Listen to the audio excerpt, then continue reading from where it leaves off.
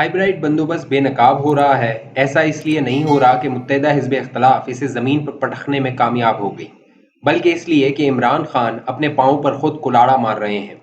3 सालों से भी कम अरसे में उन्होंने हिज़्ब इख्तिलाफ को सियासी इंतकाम का निशाना बनाना जारी रखा, अवाम को मुश्तइल किया और उस इस्टेब्लिशमेंट को नाराज कर दिया जो उसे इक़्तिदार में लाई थी और जिसने इस हाइब्रिड बंदोबस्त पर भारी सरमायाकारी की थी। वो अपने दफ्तर में अभी तक सिर्फ इसलिए हैं कि इस्टेब्लिशमेंट बिसात तब्दील करने के लिए सोच विचार कर रही है। इमरान खान का बयानिया 3 सुतूनों पर कायम था: हिज़्ब इख्तिलाफ का एहतसाब और हुकूमत, निस्बतन बेहतर कारकर्दगी, इस्टेब्लिशमेंट के साथ टकराव की बजाय ताउन। वो इन तीनों महाजों पर नाकाम हो चुके हैं। इमरान खान ने खरबों की बदउनवानी और मनी लॉन्ड्रिंग के तेज़-ओ-तुन इल्ज़ामात लगाकर हिज़्ब इख्तिलाफ को जेलों में बंद करने के लिए नैब, FIA, IB, FBR को मुतहरिक किया, लेकिन ताउन पर आमादा अदलिया के बावजूद एक भी मुल्जिम को सजा नहीं हो सकी। किसी से एक पैसा तक बरामद नहीं हुआ। इसके बजाय एहतसाब का पूरा बयानिया बेरहम सियासी इंतकाम में तब्दील हो गया। इस खेल में शरीक रियासत के अनासिर की साख मजरूह हुई। इससे भी बदतर ये कि एहतसाब का रुख अब अपोजिशन से हटकर इमरान खान की अपनी जमात के उन रहनुमाओं की तरफ हो गया है जिनके बारे में लूट मार का तासुर मौजूद था, लेकिन उन्हें छानबीन से बचाया गया था। तहरीक इंसाफ के रहनुमाओं पर बदउनवानी के बेशुमार इल्जामात हैं, जैसा कि BRT, Malam Jabbar, ring road, foreign funding, रिहायशी कॉलोनियां, शुगर सब्सिडी वगैरह। अब ये शय सुर्खियों की जीनत बन रहे हैं। मुस्लिम लीग नून की हुकूमत पर बेपनाह कीचड़ उछाला गया, लेकिन इसकी कारकर्दगी तहरीक इंसाफ के मुकाबले में ओज सरिया पर दिखाई देती है। GDP की शरह नमू 2017-18 में 5.5% थी। अब ये 2020-21 में 1.1% है। मेहनतकश तबके की मजदूरी गुज़िश्ता 3 सालों में 6% कम हो गई। इससे भी पहले गुज़िश्ता हुकूमत के 3 बरसों के दौरान इसमें 3% इजाफा हुआ था। बेरोजगार अफराद की तादाद 2 करोड़ तक जा पहुंची। अवाम की गुर्बत में भी इतनी ही तेजी से इजाफा हुआ है जितना हुकूमत के कर्जों में। अशियाए खुर्दनोश की कीमतें हर साल 15% की शरह से बढ़ रही हैं। माशी बेहतरी दिखाने वाला हर इशारिया नीचे जा रहा है। ये गैर मामूली नाकामी और बद इंतजामी की अफसोसनाक कहानी है। इससे भी बड़ा अलमिया ये है कि अब सरकारी मशीनरी ने सरकार के अहकामात की तामील से गुरेज शुरू कर दिया है।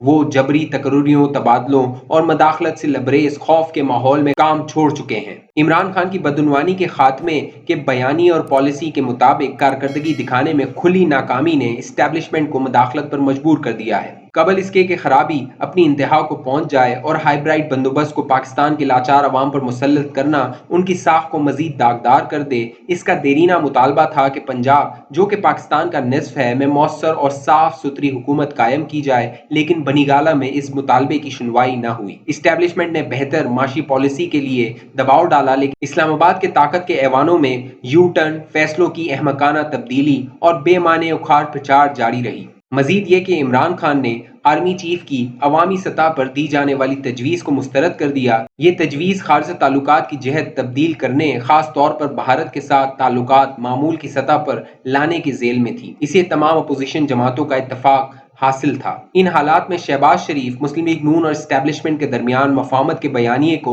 आगे बढ़ाने में आज़ाद हैं। वो कदम आगे बढ़ाने के लिए नवाज शरीफ से मशवरा करने लंदन जाना चाहते हैं। इस तरह मुस्लिम लीग नून के तर्जुमान जैसा कि शाहिद खाकान अब्बासी और मोहम्मद जुबैर इस्टेब्लिशमेंट के साथ टकराव की तरदीद करने की पूरी कोशिश कर रहे हैं। पीपल्स पार्टी और ANP को दोबारा साथ मिलाकर PDM को बहाल करने की कोशिश जारी है।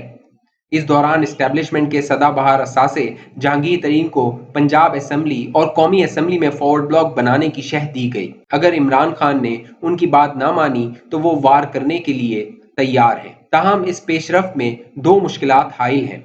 पहली मुश्किल ये कि नवाज शरीफ अपने मरकजी बयानिए पर समझौता करने के लिए तैयार नहीं। वो फौरी तौर पर आज़ादाना और मुनसिफाना इंतखाबात और इस्टेब्लिशमेंट की तरफ से मुंतखब शुदा हुकूमत के मामलात में मदाखलत न करने की जमानत चाहते हैं। इमरान खान की रुखसती के बाद कायम होने वाली वस्त मुद्दती हुकूमत, निगरान वजीर आजम का चुनाव और ताज़ा इंतखाबात के इनेकाद पर भी उलझन है, लेकिन इस पर काबू पाया जा सकता है बशर्त ये कि इस्टेब्लिशमेंट हुकूमत की तब्दीली में संजीदा हो। दूसरी, इस्टेब्लिशमेंट को खौफ है कि इक़्तिदार से रुखसती के बाद इमरान खान इसके लिए उससे कहीं बड़ा दर्देसर साबित होंगे जितना इक़्तिदार में है।